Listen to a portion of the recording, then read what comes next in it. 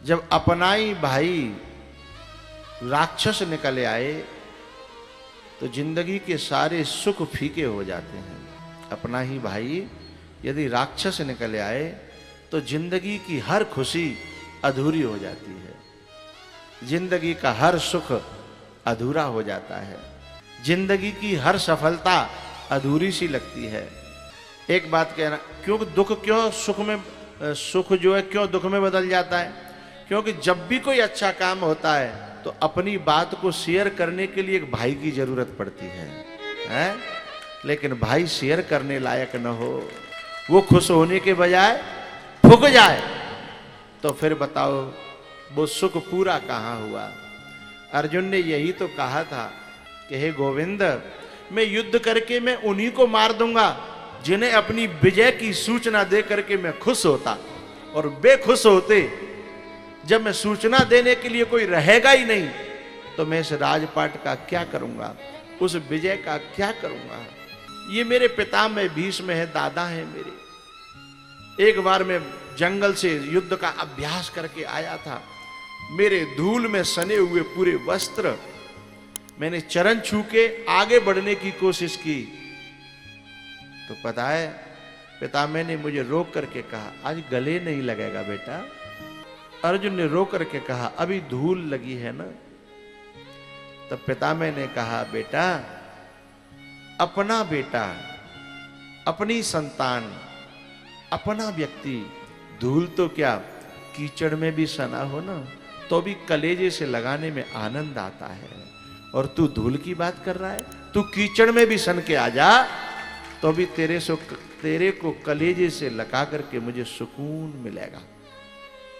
अर्जुन कहता है कि जब मैं किसी के मुकुट को जीत लूंगा तो मैं अपने बाबा की पैरों में रखने के लिए ही तो जीतूंगा, लेकिन मुझे सबसे पहले बाबा पे ही बाण चलाना पड़ेगा जिसकी गोदी में मैं लोरी सुन के सोया हूं,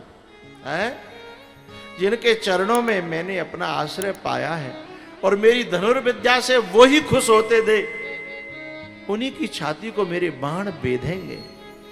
ये कैसा मेरे सामने धर्म संकट है माधव।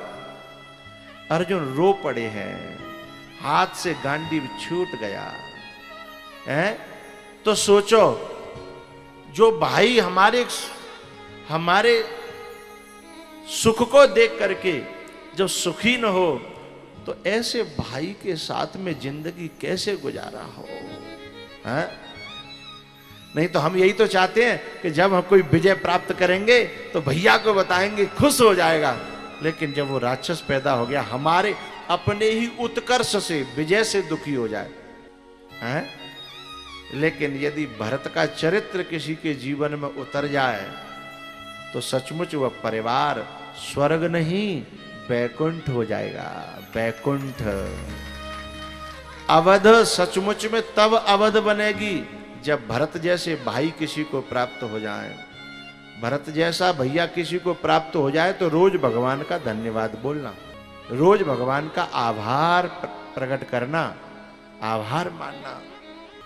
तो जैसे ही भरत जी से सब लोगों ने कहा तो भरत जी ने एक ही बात कही कि बिनु देखे रघुनाथ पद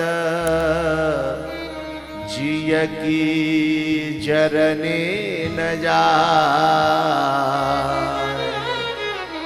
बिनु देखे रघुनाथ पद जिय की जरने न जाए।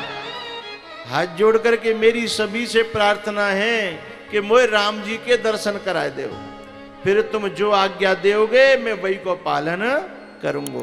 पूरी अयोध्या खुश हो गई। जब चलने लगे ना तो एक दूती आई, एक दासी भरत जी के पास, और बोली, भरत भैया मैं माता केकई की दासी हूं। बोलो। बोले वो भी राम से मिलने के लिए जाना चाहती है। जो हो गया सो तो हो गया, पता नहीं कौन माथे पे आके बैठ गया, लेकिन अब उन्हें बहुत पछतावा है और अपने पापों का प्रायश्चित करना चाहती हैं और वो राम से मिलने जाना चाहती हैं। भरत जी ने कहा,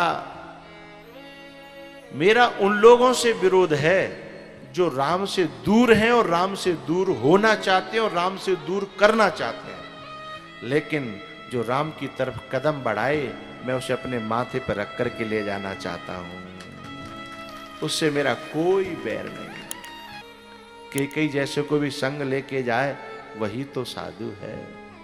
समाज के उन अनधिकारी लोगों को भी राम से मिलाने का प्रयास करे वही तो साधु है।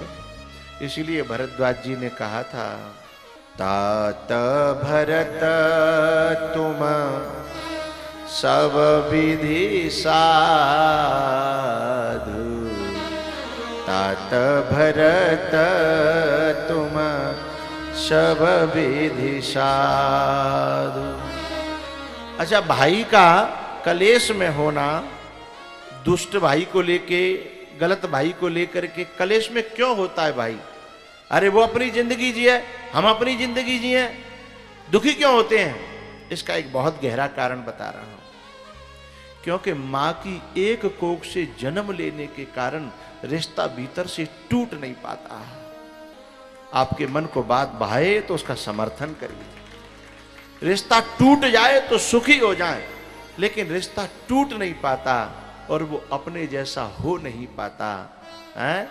आगे कुआ पीछे खाई और दोनों तरफ से आफतें आई। तो रिश्ता भीतर से टूट नहीं पाता, दुख का कारण ये है।